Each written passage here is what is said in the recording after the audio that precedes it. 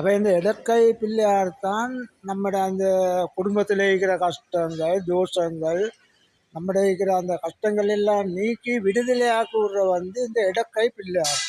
இடக்கை பிள்ளையார்னா உதவும் பிள்ளையார்.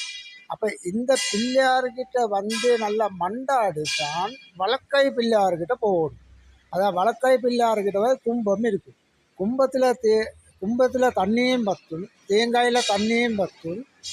அதாவது தேங்காயில் எண்ணெயை இப்போ எடுத்து விளக்கும் வைக்கலாம். அது விளக்கு ஒளி செல்வத்தை தாரு. அப்போ இந்த இடக்கை பிள்ளையார்கிட்ட போய் தான் வழக்கை பிள்ளையார்கிட்ட போகும்.